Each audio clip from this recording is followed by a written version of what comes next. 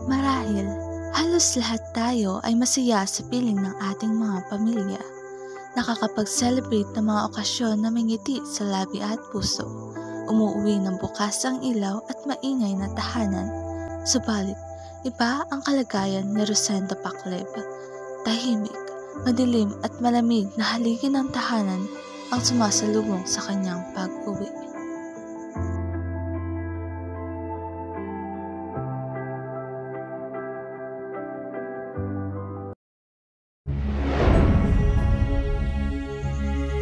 Dito sa probinsya ng Aurora, sa bayan ng Dipakulaw, may isang lalaking naglangalang Rosendo Pacleb sa edad na 64. Sa madilim na sulok ng kanyang tahanan ay mararamdaman ang buhay na kanyang namulatan.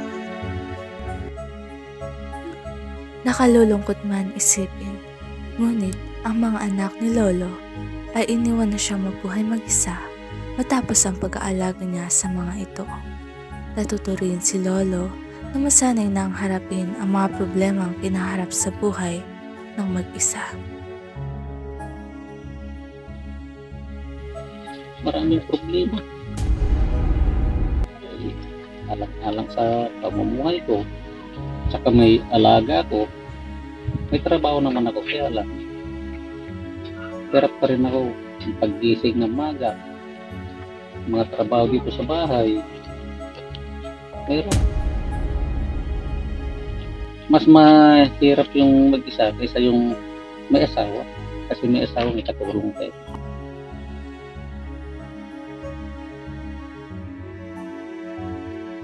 Napag-alaman namin na may apong inaalagaan si Lolo sapagkat napagbubuhatan ng kamay ang bata ng sariling ama.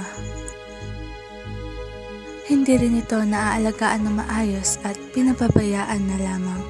Ipinaubaya ito kay Lolo at nagmisulang tala sa buhay niya. Ang madilim na tahanang inuuwian, unti-unting napapalibutan ng kaliwanagan.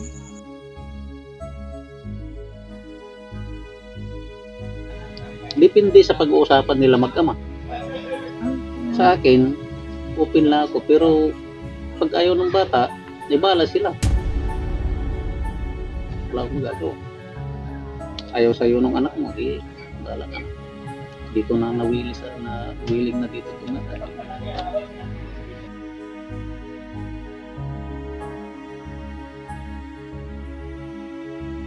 Hindi po kasi hindi ako makakapagtapos ng pag-aaral kung kukunin lang ako ng tatay ko.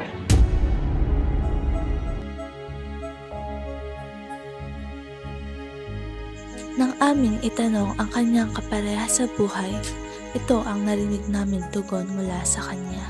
Matay.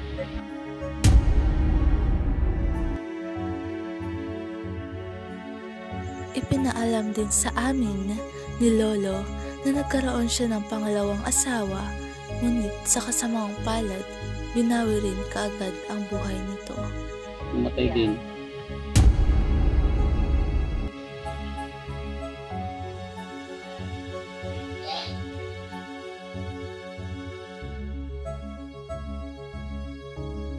Oo.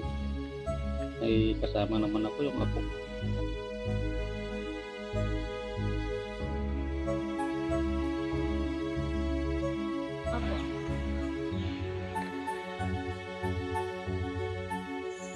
Talaga nga namang iba ang pagmamahal na ibinibigay sa atin ng ating mga lolo o lola. Kahit hirap na sa buhay, nakakaya pa rin nila tayong alagaan at pasayahin. Ang mga hirap na nararanasan natin sa hindi maayos na palikuran, walang mapaghugasan ng pinagkainan, magulong tirahan, maliit na bakuran at pahirapang lutuan. Ito ay hindi hadlang upang magkaroon ng magandang pamumuhay. Nagiging inspirasyon pa ito upang mas lalong matulak ang dedikasyon ng isang tao upang umangat ang buhay o marating ang buhay na nais makamtan.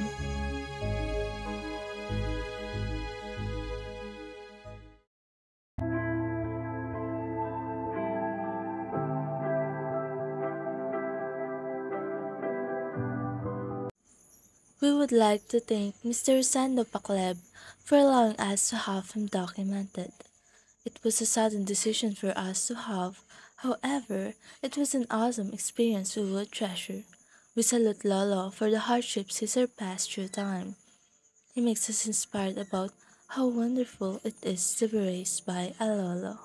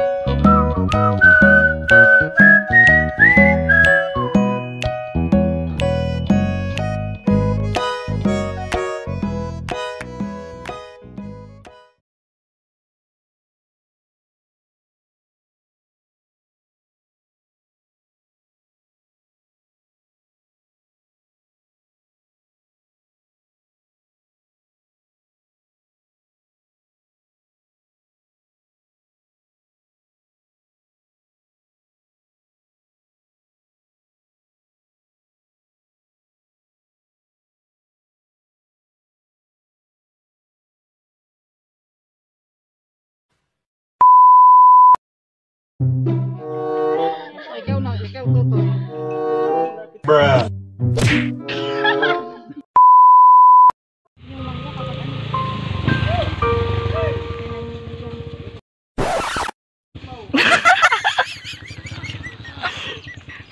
Nira, Sabay to ayan. Jenilyn, Sabay to anong Jenilyn. Sabay mo lang kung Sting, Cobra,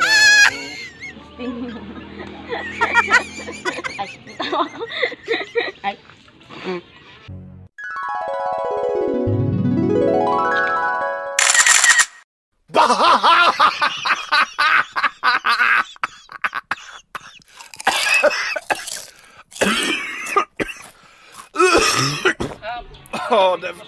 Det var helt förfärligt.